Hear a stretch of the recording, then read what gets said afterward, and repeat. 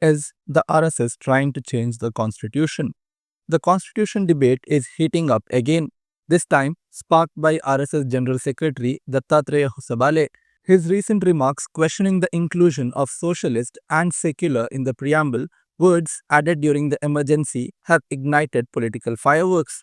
Secularism का शब्द भारत संविधान में नहीं था, प्रस्तावना में जोड़ा है, विचार में होंगे सेक्युलरिज्म के, बाकी गवर्नमेंट पॉलिसीज में है, स्टेट पॉलिसी में है, वो अलग बात है। तो इन दो शब्दों को प्रस्तावना में जोड़ा। Congress leaders slammed the comments accusing the RSS of plotting to dismantle Ambedkar's constitution. ये संविधान जो है, इस संविधान को 1949 से लेकर 30 नवंबर 1949 से लेकर आरएसएस ने इसका विरोध किया है, आक्रमण किया है भारत के संविधान पर। अंबेडकर, डॉक्टर बाबा साहब अंबेडकर के, जवाहरलाल नेहरू के पुतलियां जलाए गए।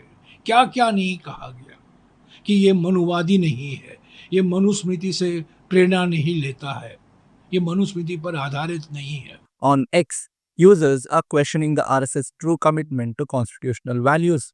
Congress leaders like Jairam Ramesh and Supriya Shrinate argue this isn't just a debate, it's a warning sign. Jairam Ramesh posted on X, the RSS never accepted the constitution. Since 1949, they have attacked Ambedkar, Nehru, and everyone who shaped it.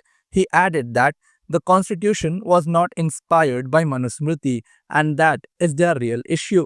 Congress spokesperson Supriya Shrinate echoed the concern, writing, "Why do RSS and BJP want to change the constitution at any cost? This is not just a comment, it is a clear agenda."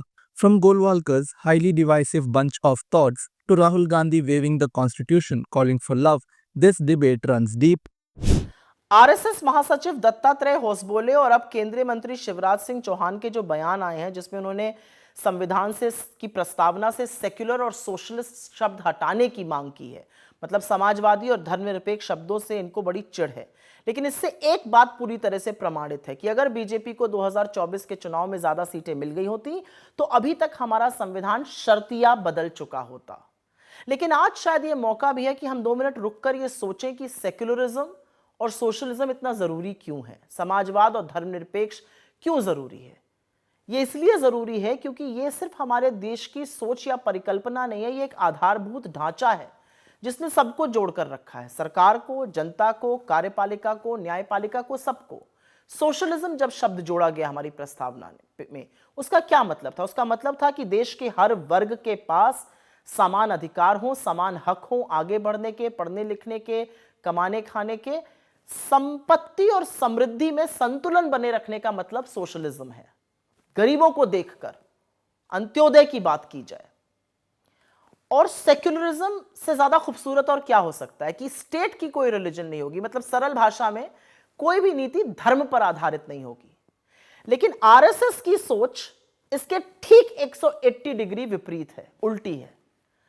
वो उनका सारा अस्तित्व ही इस बात का है कि मुसलमानों से, अल्पसंख्यकों से, दलितों से, पिछड़ों से, आदिवासियों से कैसे हक छीना जाए और उनको कैसे दोयम दर्जे का नागरिक बनाया जाए।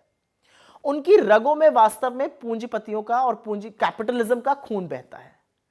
उनको बहुत अच्छा लगता है कि एक अडानी है, बाकी सब उनके मजदूर बन जाएं। उनको कोई दिक्कत नहीं कि पिछले 11 सालों में अमीरों और गरीबों के बीच में खाई बढ़ रही है। उनको कोई दिक्कत नहीं है कि 1% लोग 50% संपत्ति के मालिक हैं। उनको इन सब चीजों से एक्चुअली कोई फर्क नहीं पड़ता है।